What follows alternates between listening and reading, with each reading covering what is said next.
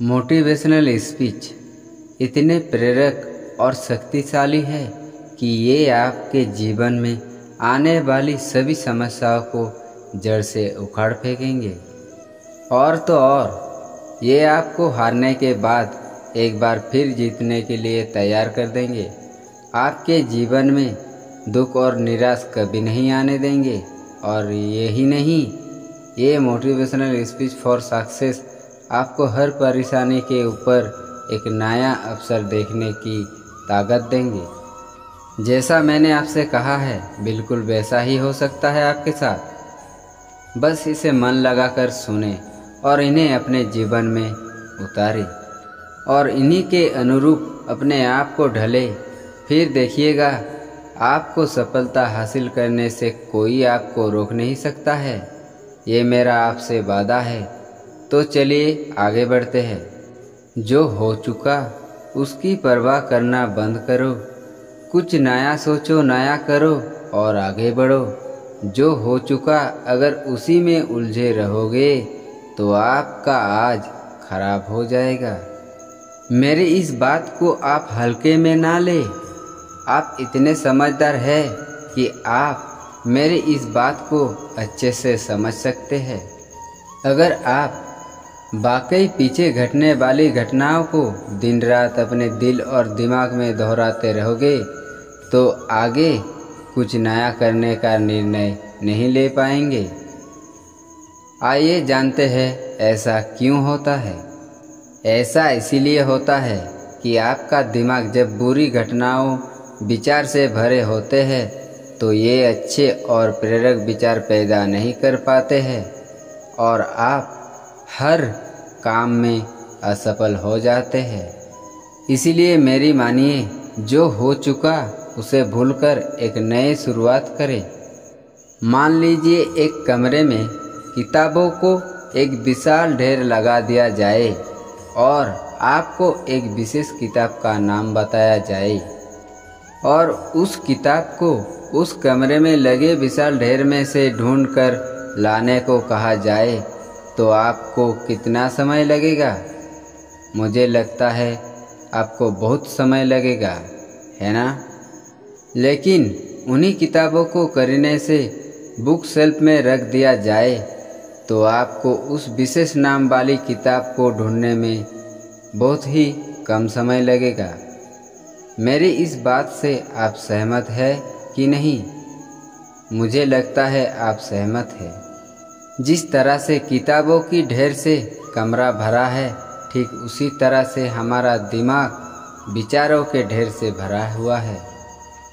जब हम निराश और दुखी होते हैं तो सही विचार और सही फैसले को सामने लाने में हमारा दिमाग असफल हो जाता है और हमें उस निराशा और दुख से बाहर आने में बहुत समय लग जाता है और इस तरह समय की बर्बादी से हम हमेशा पीछे ही रह जाते हैं।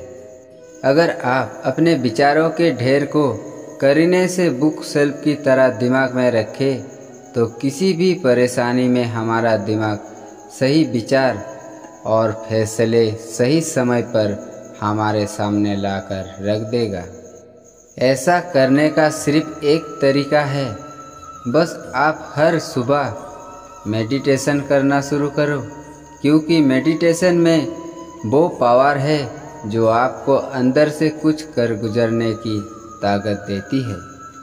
आपके दिमाग में चलने वाले उथल पुथल को शांत करती है और सही रास्ता दिखाती है और सही निर्णय लेने की क्षमता पैदा करती है। आपको जागना होगा और इस भ्रम को मिटाना होगा कि तुम कमज़ोर हो, तुम कभी ना मरने वाला आत्मा हो। तत्व तुम्हारा सेवक है, तुम तत्व के सेवक नहीं हो। यदि आपकी परिस्थितियों पर अच्छी पकड़ है तो जहर उगलने वाला भी आपका कुछ नहीं बिगाड़ सकता। शिक्षा क्या है? क्या ये किताबों से मिलने वाली विद्या है? ना ही क्या ये नाना प्रकार का ज्ञान है? नहीं, ये भी नहीं। जिस समय के द्वारा अच्छा शक्ति का प्रवाह और विकास बस में लाया जाता है और वो फलदायक होता है, वो शिक्षा कहलाती है। अगर आप अपने जीवन और सफलता की डोर किसी और की उम्मीद पर छोड़ दिए हैं तो ये जीवन की सबसे बड़ी भूल है। भगवान ने आपको अपनी बुद्धि और विवेक दिए हैं ताकि आप खुद पर भरोसा रखकर आगे बढ़े और सफलता हासिल करें। अगर आप खुद पर और अपनी योग्यता पर विश्वास रखते हैं तो आज नहीं तो कल आपको सफलता जरूर मिलेगी। यदि आप अपनी सफलता की उम्मीद दूसरों से लगा रखे हैं तो आप असफल होने के लिए तैयार भी रहे। मैं ये नहीं कहता कि आप किसी चीज़ से उम्मीद ना रखें, बल्कि मैं इस बात पर जोर देता हूँ कि आप किसी भी चीज़ से उतनी उम्मीद रखें जितनी टूटने पर भी आप मजबूती के साथ खड़े रहे और एक बार फिर नई शुरुआत कर सके। किसी काम में बार बार फेल होने से डरो मत। आप जिस भी काम में हाथ डालते हैं आप हर बार फेल हो जाते हैं और फेल होने के डर से आप एक नया शुरुआत करने से कतराते रहते हैं और आपका पूरा जीवन इस डर में ही निकल जाता है कि आपने अगर कोई नया काम शुरू किया तो वो भी फेल हो जाएगा। मैं आपको विश्वास दिलाना चाहूँगा कि आप हार मानने के बजाय हर काम को सही तरह से करने का निर्णय लें और तब तक करते रहे जब तक आपकी सांस चलती रहे। अगर आप इस तरह का निर्णय ले लेते हैं तो आप हारने के बाद भी एक विजेता कहलाते हैं। वो विजेता जो कभी हार नहीं माना, पूरा जीवन जीतने में लगा दिया। यदि आप हार के बाद इस डर से शुरुआत नहीं करते हैं कि आप एक बार फिर हार जाएंगे तो आप ये मान लीजिए कि आप जिंदा होते हुए भी एक मरे हुए आदमी के समान हैं, जिससे एक नई शुरुआत की उम्मीद नहीं की जा सकती। यदि आप मेरी बात से सहमत हैं तो आप किसी काम में बार बार फेल होने से डरे ना, बल्कि हर बार उस काम को सही तरह से करने की योजना बनाएं। फिर देखिए आपको हर काम में सफलता मिलेगी।